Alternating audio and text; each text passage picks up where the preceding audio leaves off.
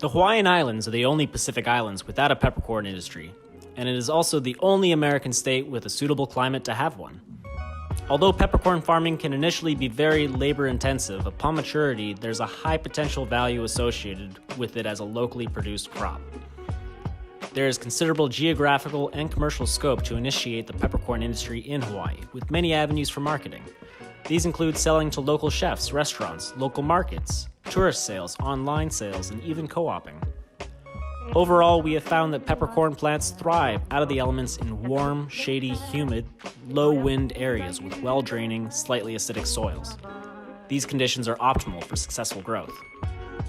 Our initial open field trials in Lower Kula suffered in the dry summer winds and failed even with irrigation and artificial shade.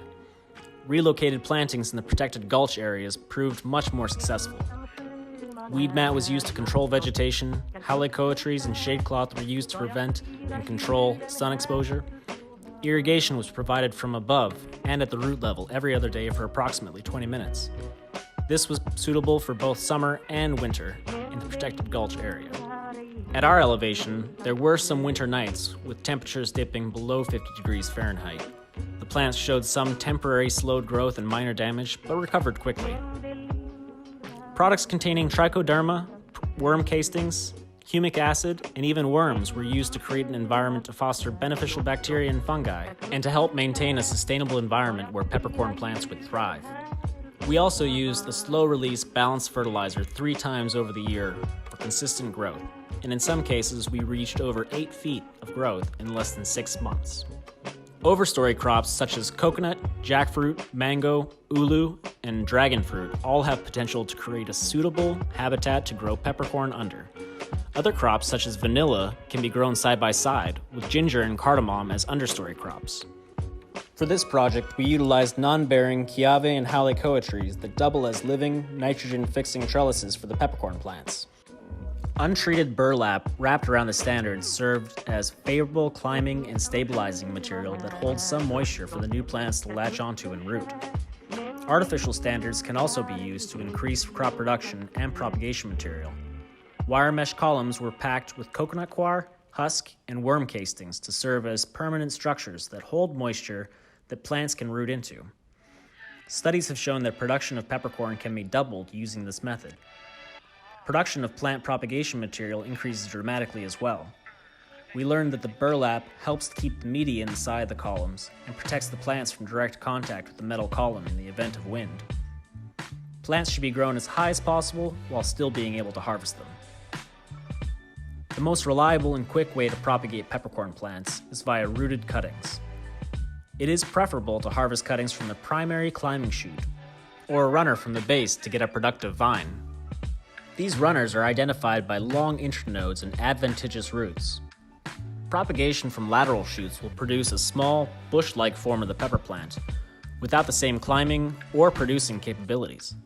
Any contact point between the primary shoot and the column media or the ground will produce aerial roots from the plant node. Each node can potentially be harvested to produce a new plant. One single plant can be harvested and propagated into hundreds of clones. Cuttings of at least 3 nodes with leaves are preferred. Actively growing cuttings with healthy roots yield the best results. No rooting hormone is needed except for node cuttings without roots. We potted the rooted cuttings soon after removing them from the mother plant. They may experience shock for the first couple days, but recover quickly. Like the plants, it's best to grow the peppercorn cuttings in a shade house or under overstory trees and irrigate every other day. Again, we fertilize with balanced, slow-release fertilizer once active growth starts. Consistent production starts after approximately 3 years and reaches full maturity at 7. It has been suggested to remove the flowers from peppercorn vines for the first 2 years of spotty production to promote more vegetative growth. Peppercorn production from young vines thus far has been spotty, primarily due to this immaturity. The corns develop and ripen over a 6 to 9 month period after flowering. The plants seem to flower continuously throughout the year, with 2 main harvest periods, in early spring and during summer. The reported normal harvest for Hawaii from one vine is approximately 4 to 6 pounds. With the column method, production can be over 10 pounds per plant. The model for starting a peppercorn plantation is as follows. Years 1 and 2, you're propagating, planting, irrigating, fertilizing, and figuring out your own local pest management system. You gotta watch out for Phytophthora, anthracnose, leaf rot and blight, and also basalt wilt. Not to mention the local insect pests, which can be damaging to your crop. In our case, there was only minor damage from rose beetles. Years 3 through 25, you're doing the same thing with the added bonus of harvesting, drying, threshing, cleaning, and marketing your product. Your peppercorns can be sold fresh, pickled, or dried.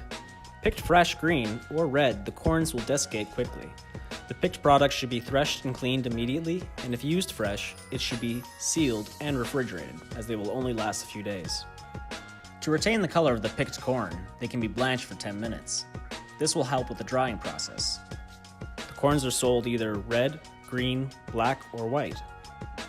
Soaking and fermenting red peppercorns and then stripping them of their skin before drying creates the value-added product white pepper. Any of these dried pepper products will have a shelf life of approximately 18 months. The peppercorn plant's low burden, vining growth, and low maintenance makes it an easy crop to incorporate into any new or existing farm plan as an understory crop. Its high market value, up to $100 per pound as a local product, and its potential for value-added products makes this a viable option for farmers to diversify and add avenues of income to their operation. These propagation methods will allow a farmer to produce as many plants as are necessary for their production. These same methods will help them maximize their production of peppercorns.